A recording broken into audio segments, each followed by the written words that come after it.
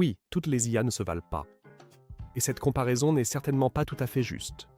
Notre IA pour composant PCB ne peut d'ailleurs pas nous donner l'heure ni lire l'horoscope. Ce qu'elle peut faire, en revanche, c'est vérifier si tous les composants sont sur la carte et nous l'indiquer. Et ce, bien que nous n'ayons pas utilisé des milliards d'images pour l'entraînement, mais seulement 35. Ce n'est pas surprenant, car avec notre type d'IA, nous suivons une approche très différente de celle de ChatGPT. Ils essaient d'offrir une interface permettant d'accéder à diverses IA qui, ensemble, simulent une sorte d'IA polyvalente. Grâce à cela, ChatGPT peut faire beaucoup de choses, mais aussi beaucoup d'autres non, ou du moins, pas correctement. Nous, de notre côté, nous misons sur des IA hautement spécialisées. Elles font relativement peu de choses, mais ce qu'elles sont censées faire, elles le font vraiment bien. Les deux ont certainement leur raison d'être. Mais si l'on sait déjà ce que l'on veut, il est en fait toujours conseillé d'avoir une telle IA spécialisée. Car elle travaille généralement plus vite et surtout de manière beaucoup plus précise. Un autre grand avantage de ces IA est qu'elles sont beaucoup plus faciles à entraîner.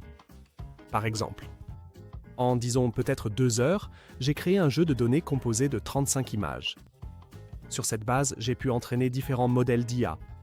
L'un reconnaît tous les composants sur la carte, l'autre l'orientation des condensateurs, et celui-ci détecte si la bonne vis a été placée. Un grand avantage des IA est qu'on peut les faire évoluer. On peut, sur la base d'une IA existante, ou plutôt de ces données, créer une nouvelle IA en l'enrichissant de données supplémentaires, en modifiant éventuellement quelques paramètres d'entraînement, et on obtient une nouvelle version améliorée. Cela augmente énormément l'évolutivité, car le travail déjà accompli n'est jamais perdu, mais constitue toujours la base d'une version améliorée suivante.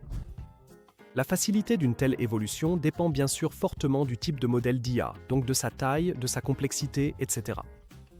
Si, par exemple, OpenAI veut entraîner une nouvelle version de ChatGPT, cela coûte des millions et prend des mois. Avec un modèle d'IA plus petit et plus spécifique comme celui montré, disons 1 heure pour collecter les données, 10 minutes pour divers réglages, 20 minutes d'entraînement, en 1 heure et demie, l'affaire est réglée. Les IA spécifiques sont donc non seulement beaucoup plus rapides et précises, mais aussi plus flexibles et moins coûteuses.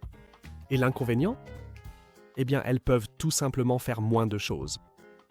ChatGPT a par exemple un avis sur quel était le dinosaure le plus cool.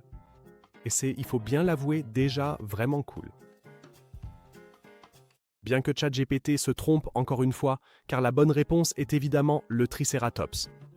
Changez mon avis.